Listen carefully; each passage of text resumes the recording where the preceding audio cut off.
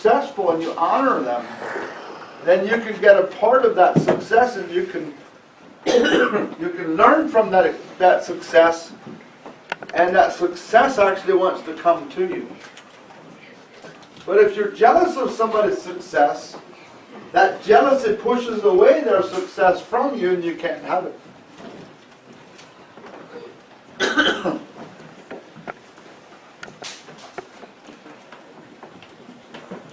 Maybe you're jealous of the recognition they get, jealous of their accomplishments, jealous of the house they live in, jealous that they got selected for something and you did not.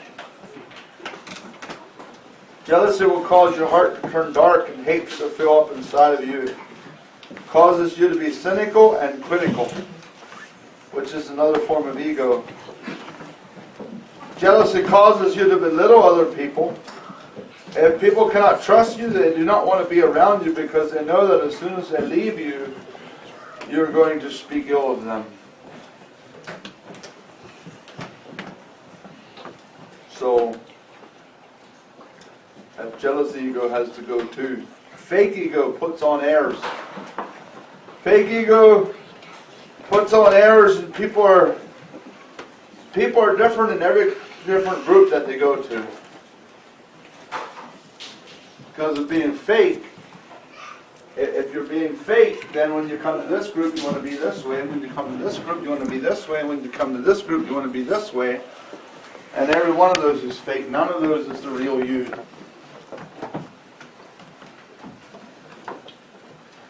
They believe in some things with some people, and then they believe in other things with other people. They try to put on airs of being someone they are not, hoping for acceptance. The shy ego.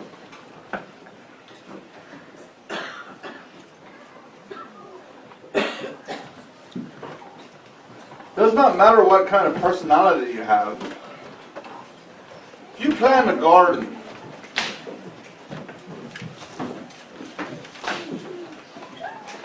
if somebody plants a garden, let's say you plant corn in your garden. What are you going to harvest from that? Green beans. Green beans? Asparagus. Asparagus? Are there no gardeners here? Corn. Corn. So if you plant corn, you're going to get corn, right? What if a shy person plants corn? What are they going to get? Corn. Shy corn? No? No. Why not? Because corn can't be shy. When they're shy, doesn't always mean that what they plant is going to be shy. Okay, so if a person is shy, that doesn't make what they're going to plant to be shy. Is that right? So what about if an Amish person plants corn? Do they get Amish corn? No. They get Amish planted corn. Amish planted corn. Okay. Amish grown. Amish.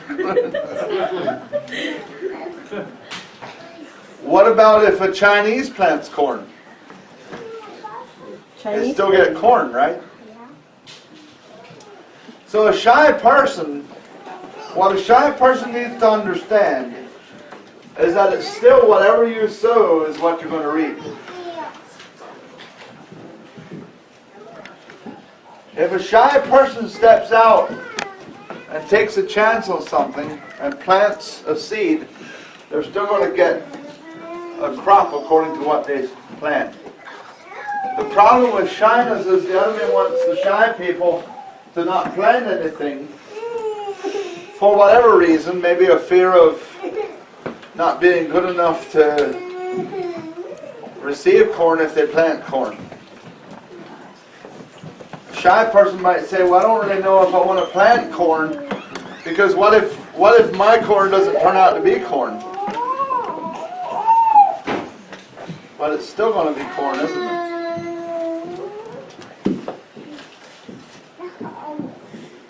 What about other people's opinion ego? People that care about everybody else's opinion.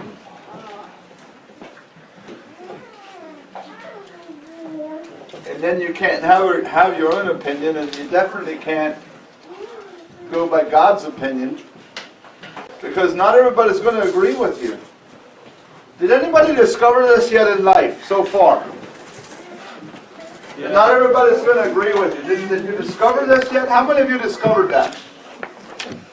How many of you did not discover yet that not everybody's going to agree with you? Everybody discovered that? So, that doesn't mean that we just do our own thing and not care about what other people think. Because if we do that, then we can miss some things. If we allow other people to speak into our life, we might catch some things that we would miss otherwise. But there is no possible way to please everybody.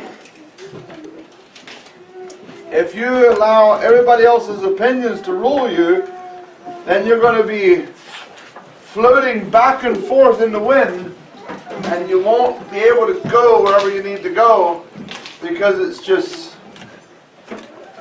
unstable.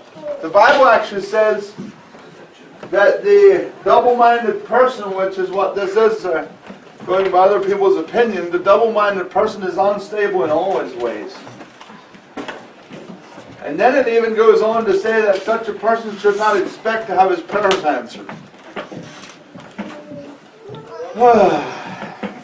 Okay, so we better get rid of that one and start allowing God to help us to form an opinion so we can at least get our prayers answered. I believe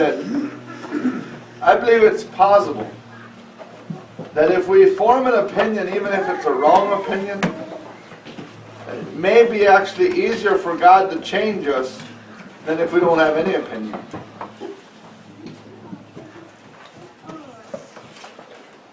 Because when we form an opinion, now God has something to work with. But if we don't have any opinion and we just go by everybody else's opinion, there's no commitment, there's no connection, there's no dedication, there's nothing for God to start working on other than to just get yourself an opinion already.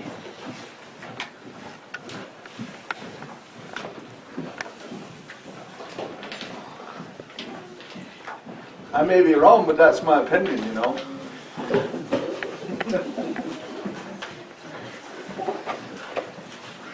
The sarcastic ego speaks with mockery and sarcasm toward everybody around him or her.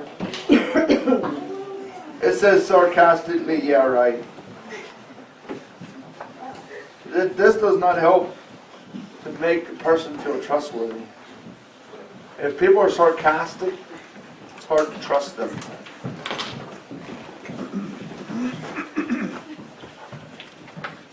If you want to succeed, you want to become a person who others want to be around, not the person others do not want to be around. And no matter how funny or clever it may be, nobody, I don't care who you are, nobody likes sarcasm or mockery. There's people that use that in a joking way, and you might laugh. But deep down inside, it still does something to break down trust. How about the exempt ego? The exempt ego, this person says, none of this applies to me anyway. I'm going to skip ahead and see what else is going on because this doesn't apply to me.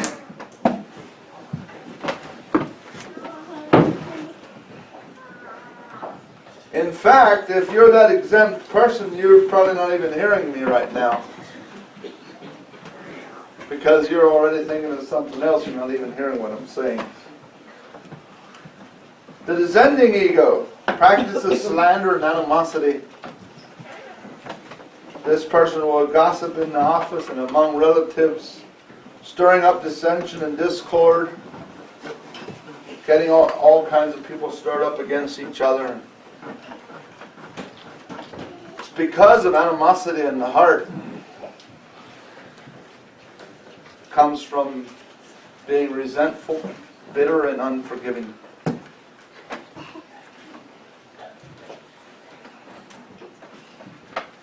It's an unhappy way to live. Who wants to be around people like that? The answer is nobody. Who knows people like that? The answer is probably everybody, right? Do you know people like that? Oh, not there. Mommy. The reason that we have ego is to protect us from experiencing the same kind of pain over and over again. The reason we have ego is because of pain, inner pain, and putting up that wall to keep from experiencing that pain again.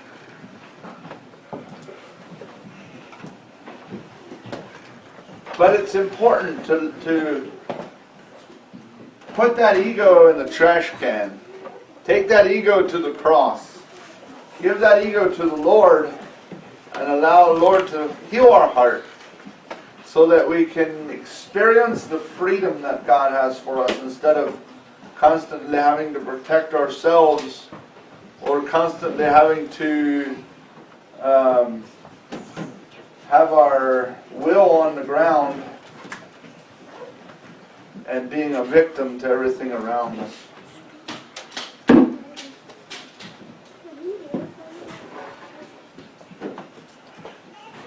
What if we would all decide to just get rid of all ego, all the things we talked about, take it all to the cross, and make a commitment to love each other, to accept each other, and to pray for each other. Pray for each other in the areas that we recognize that somebody still needs some chiseling.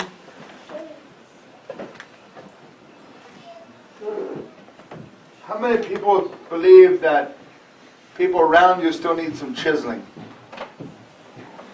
Believe that? How many believe that you yourself still need some chiseling? Okay, so it's not a big deal, right? We agree that the people around us need some chiseling. We agree we ourselves need some chiseling. Who's going to do the chiseling? Who's going to do the chiseling? Some people want to try. Huh? Some people want to try. Some people want to try the chiseling? Who are you going to allow to chisel you? Say that again? Jesus. What if we would all allow Jesus to chisel us? What if we would all allow God to chisel us? Now, He is the one that can do it, right? We all agree to that. He's the one that knows exactly how to do it. But do you know that His chisel may be your enemy?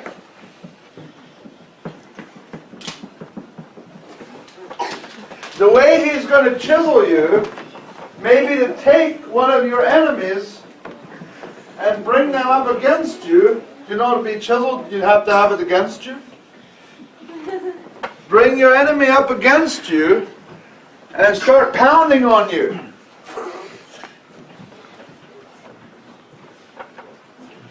And then if we start screaming and yelling, and we get mad at the chisel.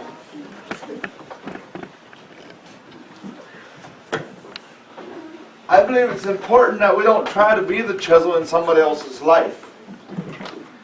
But I believe it's also important that when we recognize that we are that chisel, not that we tried to be that chisel, but that we are that chisel because God made us that chisel, that we keep our attitude right, we keep our attitude with the Lord and allow Him to use us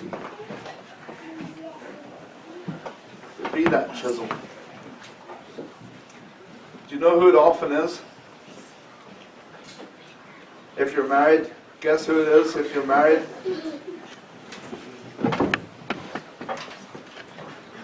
Probably your spouse. Yeah. Do you know, did you ever recognize that in marriage, opposites attract? you ever notice that? Opposites attract. When I was looking for a wife, I did not want a wife that was loud or forward or like me. I wanted a wife that was different from me.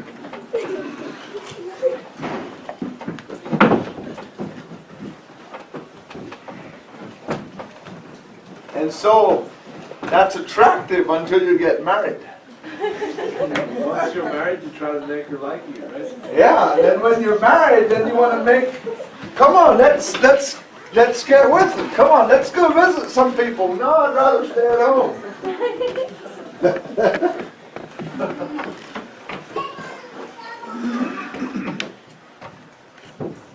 How many of you that are married here tonight married somebody just like you?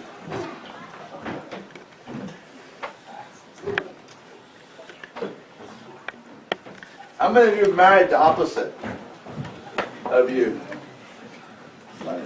How many of you found out that after you married the opposite of you, they were more like you than you thought? Anybody? How many realized that they had some stuff that wasn't so nice when you lived with them every day? You got a picture of something that you didn't see when you just met them now and then for a date.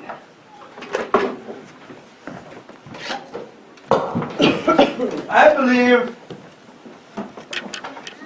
that even to this day, when my wife and I go for a date, that's still when she's the nicest to me.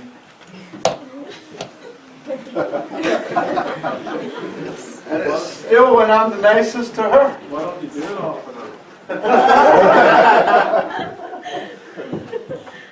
It's easier to show our better side when we're on a date.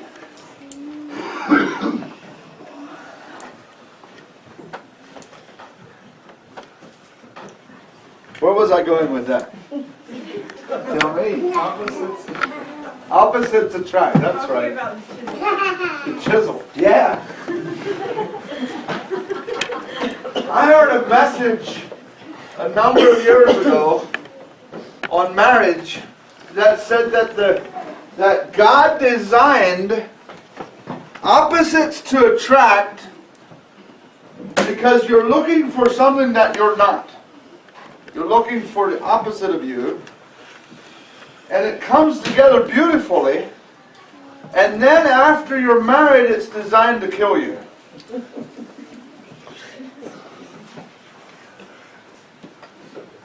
What? I just said why. Why? Well, because in God's plan for humans, it is actually necessary for our flesh to die so that we can live the way God designed us to live.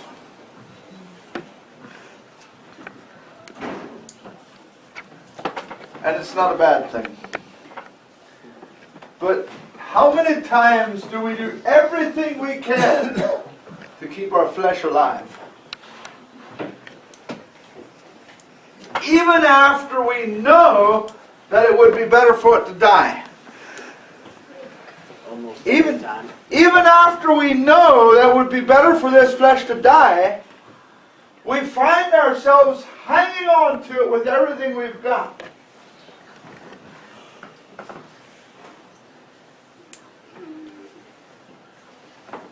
I've worked with people for 13 years. I know a lot about people.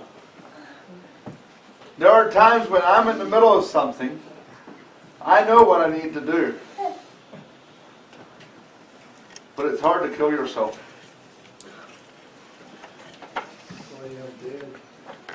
That's why I have David. And my wife, and Jake, and Aaron, and Barbie, and all these others. See David's good clip killing Goliaths. But what really happens is there's many times that I know what to tell them to do. Why can't I just do it? Why can't I just, if I know the answer, why can't I just do it for myself?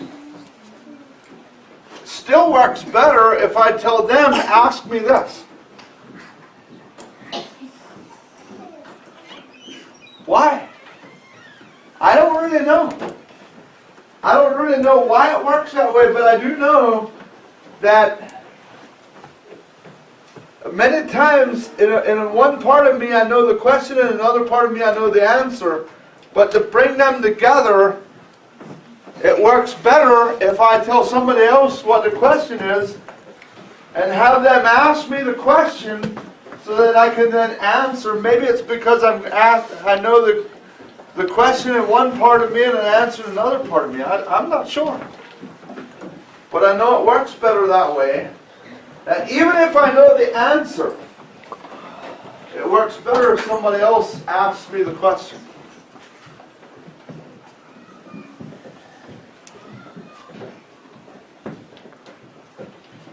So those of you that are not married, find somebody that's opposite of you. Okay? So they can kill you.